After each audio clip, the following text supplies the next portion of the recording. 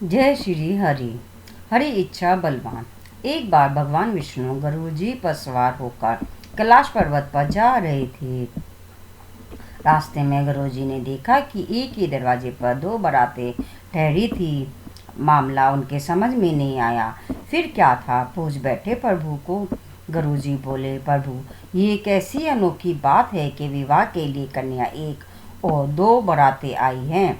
मेरी तो समझ में कुछ नहीं आ रहा है। प्रभु बोले, हाँ, एक ही कन्या से विवाह के लिए दो अलग अलग जगह से बारातें आई हैं। एक बारात पिता द्वारा पसंद किए गए लड़के की है और दूसरी माता द्वारा पसंद किए गए लड़के की है। यह सुनकर गरुड़ जी बोले, आखिर विवाह किसके साथ होगा? प्रभु बोले, जिसे माता ने पसंद किया और बुलाया है उसी के साथ कन्या का विवाह होगा। भगवान की बातें सुनकर गरुड़ जी चुप हो गए और भगवान को कैलाश पर पहुंचाकर कौतूहल वंश पुनः उसी जगह आ गए जहां दोनों बारातें ठहरी थी। गरुड़ जी ने मन में विचार किया कि यदि मैं माता के बुलाए गए वर को यहाँ से हटा दूं तो कैसे विवाह संभव होगा। फिर क्या था, उन्होंने भगवत विधान को देखने की जिज्ञासा के लिए तुरंत ही उस वर को उठाया और ले जाकर समुद्र के एक टापू पर धर दिए। ऐसा कर गरुड़ जी थोड़ी देर के लिए ठहरे भी नहीं थे कि उनके मन में अचानक विचार दौड़ा कि मैं तो इस लड़के को यहाँ उठा लाया हूँ, पर यहाँ तो खाने पीने की कोई व्यवस्था नहीं है। ऐसे में इस निर्जन टापू पर तो यह भूखा ही मर जाएगा और वहाँ सारी बारात मजे से छप्पन भोग का आनंद लेगी। यह कतई उचित नहीं है। इसका पाप अवश्य ही मुझे लगेगा। मुझे इसके लिए भी खाने का कुछ इंतजाम तो करना ही चाहिए। यदि विधि का विधान देखना है तो थोड़ा परिश्रम तो मुझे करना ही पड़ेगा। और उस ऐसा विचार कर वे वापस उसी स्थान पर फिर से आ गए। इधर कन्या के घर पर स्थिति यह थी कि वर के लापता हो जाने से कन्या की माता को बड़ी निराशा हो रही थी, परंतु अब भी वह अपने हट पर अड़िग थी। अतः कन्या को एक भारी टोकरी में बिठाकर ऊपर से फल फूल मेवा मिष्ठान आदि सजा कर रख दिए, जिसमें की भोजन सामग्री ले जाने के निमित्त वर पक्ष से लोग आए थे।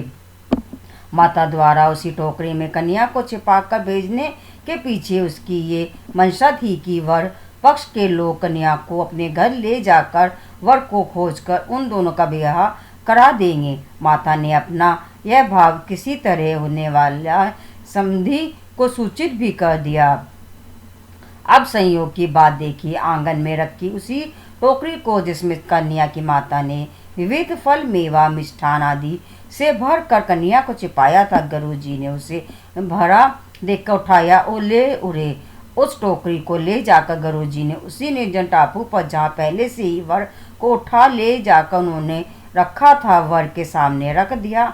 इधर भूख के मारे व्याकुल हो रहे वर ने ज्यों ही अपने सामने भोज्य सामग्री से बड़ी टोकरी को देखा तो बाज की तरह उस पर झपटा। उसने टोकरी से जैसे ही खाने के लिए फल आदि निकालना शुरू किया तो देखा कि उसमें 16 श्रृंगार की वह युवती बैठी है जिससे कि उसका विवाह होना था।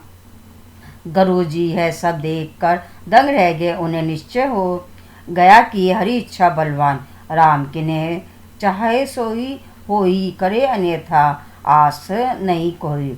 फिर तो शुभ मुहूर्त विचार कर स्वयं गुरु जी ने ही पुरोहिताई का कर्तव्य निभाया। वेद मंत्रों से विधि पूर्वक विवाह कार्य संपन्न कराकर वर वधु को आशीर्वाद दिया और उन्हें पुनः उनके घर पहुंचाया। तत्पश्चात प्रभु के पास आकर सारा वृत्तांत निवेदन किए और प्रभु पर अधिकार समझ झुंझला कर बोले, प्रभु, आपने अच्छी लीला करी, सारा ब्याह कार्य हम ही से करवा लिया। भगवान गरुड़ जी की बातों को सुनकर मन मन मुस्कुरा रहे थे। बोलो जय श्री हरि। यह थी आज की कहानी। हरि इच्छा बड़ी बलवान। बोलो जय श्री हरि।